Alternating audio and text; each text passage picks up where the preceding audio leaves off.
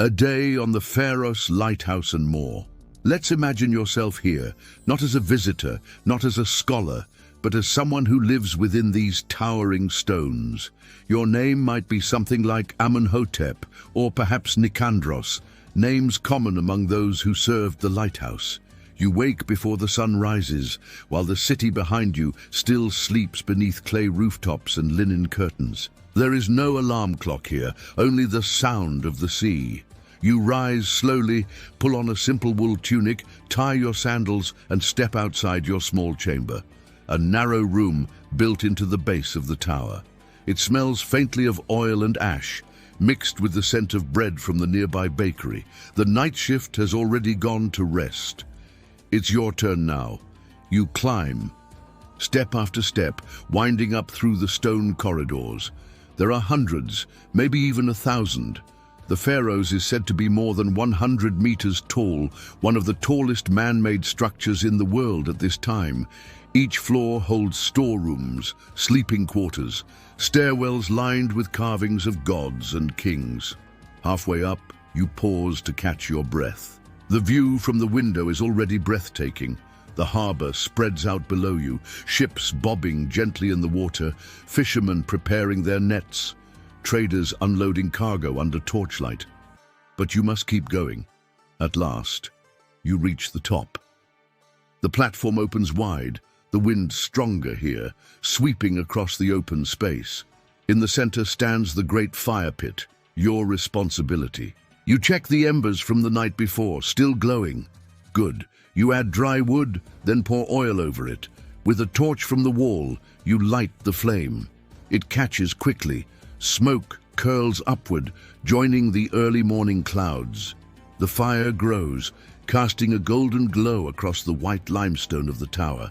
And soon the beacon burns bright, a guiding light for sailors approaching Alexandria. From up here, you can see everything. To the north, the Mediterranean stretches endlessly, shimmering under the first hints of sunlight. To the south, the city unfolds. Temples, markets, the great library, the palace of the Ptolemies. You lean on the railing, breathing in the salt air. Your job is simple but vital. Without the lighthouse, ships would run aground, trade would stall, lives would be lost. You know this. And yet, you rarely speak of it. There's a rhythm to your day, one that repeats itself, season after season. After lighting the fire, you descend to bring fresh supplies back up. Oil, wood, sometimes food. You eat little, dried figs, flatbread, olives. Water is kept in clay jugs. Some days, if the weather is calm, a boy brings fresh bread from the harbor. You spend most of your time near the fire, watching the sea, noting which ships come and go. Sometimes you chat with fellow keepers.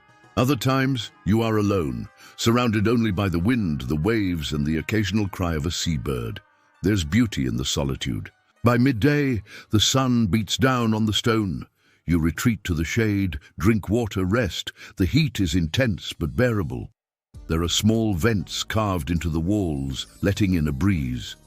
As evening approaches, you prepare the fire once more.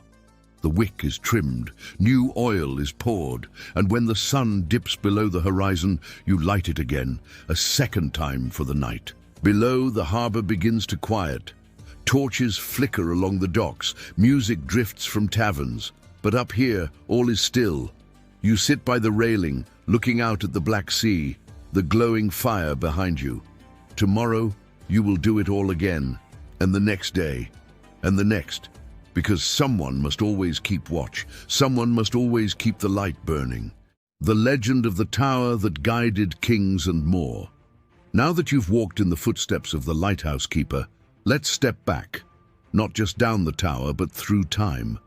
Let's look at the lighthouse itself, not just as a structure, not just as a tool for navigation, but as something more, something that inspired awe, mystery, and even fear. Because to those who lived in ancient Alexandria, the Pharos was not only a beacon for ships, it was a wonder of the world. And like all wonders, it came with stories. The tower that shouldn't have stood long before the lighthouse was built, This stretch of land was nothing more than a narrow island, the eponymous Pharos, jutting out into the sea just across from the city of Alexandria. According to legend, when Alexander the Great first arrived here in 331 BCE, he dreamed of building a great city, one that would rival even Athens and Babylon. But the gods had their own plans. As the story goes, he stood on the shore and cast 3 arrows into the sea, declaring that where they landed, his city would rise and sank deep. Another was lost to the waves, but the third, the lucky one, landed just off Pharos Island. And so Alexandria was born. But the waters were dangerous. Ships struggled to find safe harbor. And so, decades later, under the rule of Ptolemy I and completed under Ptolemy II, construction began on what would become the greatest lighthouse the world had ever seen. But building it wasn't easy. The ground was soft, the sea unpredictable, and the materials. Some say they weren't entirely ordinary. There are old accounts, whispered tales passed down by sailors and stonemasons that claim the foundation stones were soaked in blood. Others say the mortar was mixed with crushed bones, superstition perhaps, or echoes of rituals meant to appease the gods of the sea. Whatever the truth, the tower rose, 3 tiers tall, a square base, an octagonal middle, a cylindrical lantern at the top, and above it all, the statue of a god, Poseidon, or maybe Zeus, watching over the harbor like a silent guardian. The mirror that could set ships ablaze? One of the most enduring legends about the Pharos is that it didn't just shine light, it amplified it. Some ancient writers claimed that within its lantern, a great mirror, polished bronze or crystal, reflected and magnified the fire's glow so powerfully that it could be seen from over 50 kilometers away. Even more fantastical, some believed that mirror could do more than just reflect light. They said it could set enemy ships on fire. Centuries later, the Greek mathematician Archimedes would supposedly attempt the same trick during the siege of Syracuse, using mirrors to focus sunlight and ignite Roman vessels. Did the engineers of the Pharos truly possess such knowledge? We may never know. But the idea alone of a tower that could burn ships from afar added to its mystique. To some it was divine, to others it was sorcery. Either way, it made the Pharos unforgettable. The inscription that boasted of immortality. At the tower's entrance, carved into stone, was an inscription. Proud, defiant, almost arrogant, Sostratus of Cnidus, son of Dexiphanes, dedicated this to the savior gods for the safety of those who sail the seas. That's right, the lighthouse wasn't built by kings alone. Its architect was a Greek named Sostratus, and unlike many builders of antiquity, he signed his name, boldly, proudly, on the very walls of the tower. But there's another layer to this tale. According to some sources, Sostratus wanted to ensure that history would remember him. But he knew the king, Ptolemy II, wouldn't allow a common man's name to stand above his own. So what did he do? He carved his name into the stone, then covered it with plaster, writing the king's name on top. Over time, the plaster eroded, and the true builder's name was revealed. Whether this is true or not, it became part of the lighthouse's myth, a story of ambition, cleverness, and the quiet persistence of truth. The wonder that outlived its builders. For centuries, the Pharos stood tall. Through wars, earthquakes, and changing rulers, it remained a symbol of Alexandria's greatness. It guided Roman fleets. It welcomed traders from India and Arabia. It watched over Cleopatra's reign. And when travelers listed the 7 wonders of the ancient world, the Pharos was always among them. The only one built specifically to serve not gods or kings, but sailors. A wonder not for worship, but for survival. Eventually, time and nature took their toll. Earthquakes cracked its foundations. By the 14th century, much of it had collapsed into the sea.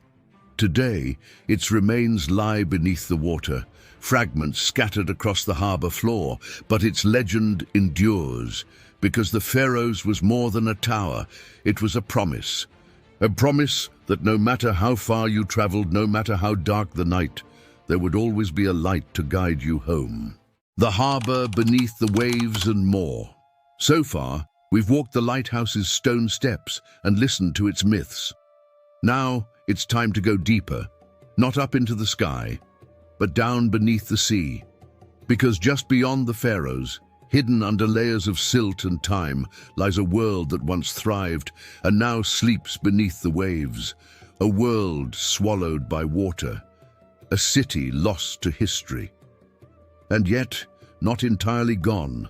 The drowned quarter, imagine, standing on the same harbour where you lit the fire, where ships came and went, where traders shouted over the crash of waves.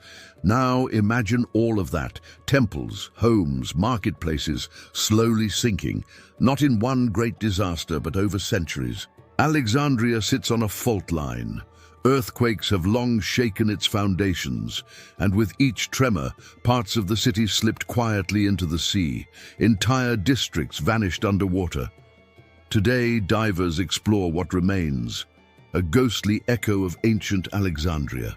Columns still stand upright, as if waiting for worshippers who will never return. Statues lie half-buried in sand, their faces worn smooth by currents. Staircases lead nowhere. Streets end abruptly at the edge of the seabed. It's like walking through a dream that time forgot. The sunken monuments. One of the most haunting discoveries lies near the old royal quarter, the very heart of Cleopatra, Alexandria. Here, archaeologists found statues larger than life, granite heads carved with solemn expressions, a massive sphinx, likely representing Pharaoh Amenhotep III, resting silently beneath the waves. These weren't just decorations. They were part of something sacred. Some believe this area once held temples dedicated to Isis and Osiris, gods of life, death, and rebirth. Temples that may have been linked to Cleopatra herself, whose rule was deeply tied to Egyptian mysticism and divine symbolism. Could she have walked these very halls? We'll never know for sure, but seeing those statues now, submerged, silent, timeless, it feels like she might have. The mystery of Cleopatra's palace. One of the greatest mysteries of the sunken city is this: where exactly did Cleopatra live? Her palace was said to be grand, overlooking the sea, surrounded by gardens, filled with marble and gold, but no one has found its exact location. Or have they? Some researchers believe that parts of her palace complex lie beneath the waters, scattered among the ruins, now mapped by sonar and explored by divers. In fact, in the early 2000s, French archaeologist Franck Goddio led an expedition that uncovered a vast collection of artifacts from the submerged district, including coins, pottery, and even anchors from ancient warships. What he didn't find was a throne room or a royal seal, just hints, whispers, traces left behind by a woman whose name still echoes across history. The science of submerged history. How do we know any of this? It wasn't until the late 20th century that technology allowed us to see what lay beneath Alexandria's waters. Using advanced sonar imaging, remote-controlled cameras, and scuba diving teams, researchers have mapped out large sections of the drowned city. They've discovered entire streets lined with columns, sunken ships preserved in perfect condition, even fragments of the original Pharos itself scattered across the seafloor like pieces of a broken puzzle.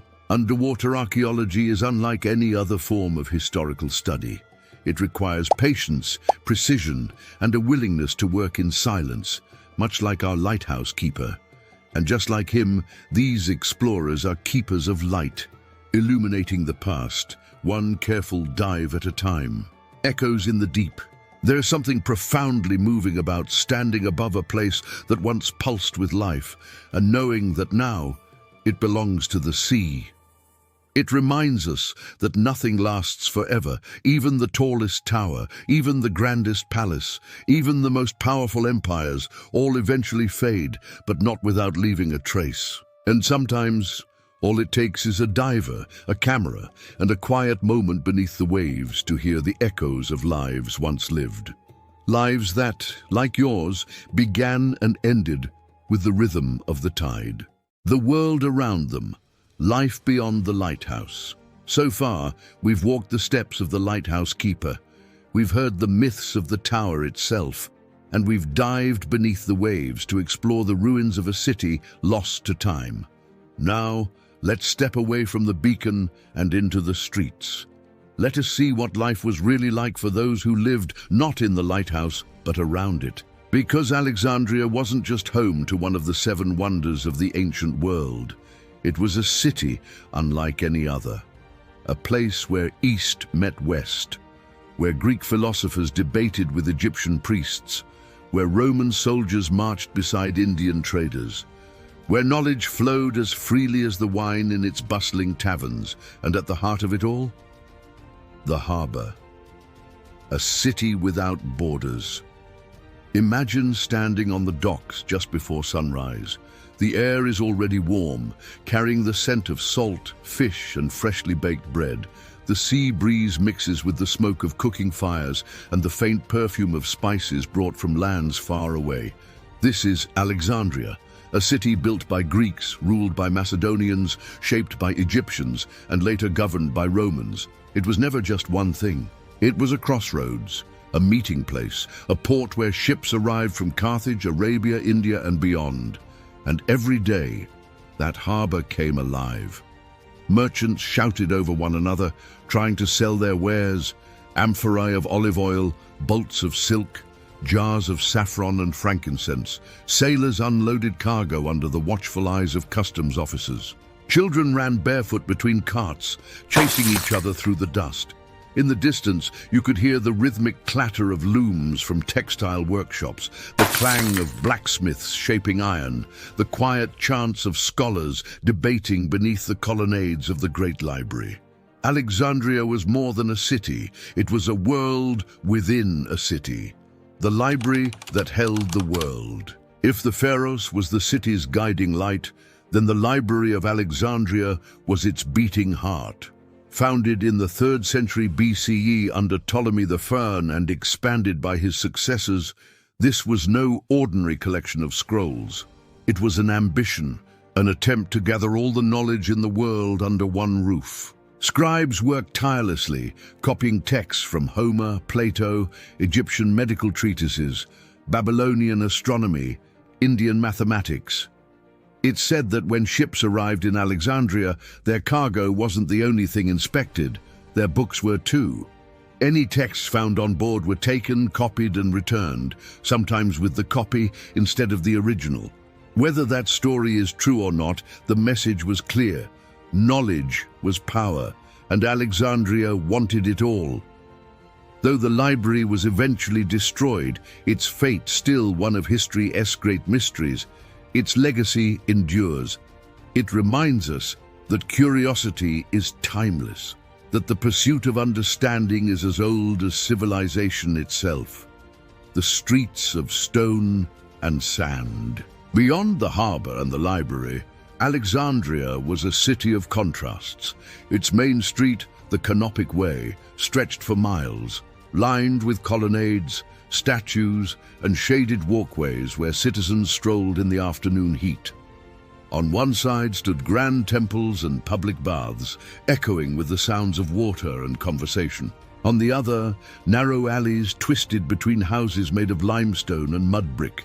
Here, families lived crowded together, sharing courtyards and wells. Some homes were modest, a few rooms around a central courtyard, perhaps a small garden where fig trees grew. Others were lavish, with mosaic floors, painted walls, and fountains that trickled softly even in the height of summer. But no matter where you lived in Alexandria, life followed a rhythm. Morning markets, midday naps, evening walks along the seafront. There was always something happening. A festival in honor of Dionysus, a procession for Isis, a speech given in the agora. Even the dead were honored with ceremony, elaborate tombs carved into rock, filled with offerings and inscriptions meant to guide them into the afterlife. The people who made it all happen. Of course, none of this would have existed without the people. The laborers who hauled stone for the pharaohs, the bakers who rose before dawn to make bread, the scribes who spent their days bent over papyrus scrolls, the fishermen who cast their nets into the Mediterranean night after night. And yes, the lighthouse keepers. You weren't alone out there. There were others like you, men and sometimes women who kept the fire burning so that sailors might find their way. You may not have been remembered in marble statues or epic poems, but your work mattered. Without you, the ships wouldn't have known where to land. Without you, the trade routes would have faltered. Without you, the city would have grown darker, literally and figuratively. History often forgets the quiet workers, the ones who didn't lead armies or write treaties, the ones whose lives were steady, unseen, essential. But here, now, in this drifting moment, we remember you, we remember all of them, the hands that built wonders, the voices that filled the streets, the hearts that beat beneath the stones, drifting back to now. The fire still burns in your memory. You can almost feel the warmth of its glow against your skin, the steady rhythm of waves below, the distant cries of gulls echoing through time. But now, it's time to return. From the heights of the Pharos lighthouse, from the myths whispered by sailors, from the ruins beneath the sea, from the bustling streets of a city that once stood at the crossroads of the world, we drift back, not just across miles, but across centuries, back to the present, back to quiet, back to stillness, a moment to rest. Take a breath. Let the sounds of the ancient harbor fade into silence. Feel the cool night air turn warm again. Or perhaps you're wrapped in blankets, the hum of modern life barely reaching your ears. You've spent the last 2 hours walking in someone else's footsteps, seeing through eyes long closed, hearing voices carried away by wind and tide, and yet here you are, still listening, still drifting, maybe even beginning to let go. The echoes remain. History is more than dates and battles. It's also the smell of bread baking in the morning, the sound of footsteps on stone, the weight of a torch in your hand, the soft hush of waves beneath a lighthouse's light. These are the things that stay with us, not as facts to memorize, but as feelings to remember, because history isn't only something we learn, it's something we experience, even if only for a moment, even if only while falling asleep. Welcome back to now. So, wherever you are, lying in bed, curled up on the couch, or simply needing a moment to unwind, know this: you've traveled far today, farther than most ever do, and now you can rest. Let the past settle behind you like dust on an old scroll. Let the present wrap around you like a familiar blanket. Let your mind wander freely, unburdened. There will always be more to explore tomorrow, more lives to walk beside, more stories to hear, more places to drift. Until then, sleep well, dream softly, and thank you for letting time carry you away. This has been Time Drift, a slow journey through forgotten worlds, where history isn't just remembered, it's felt.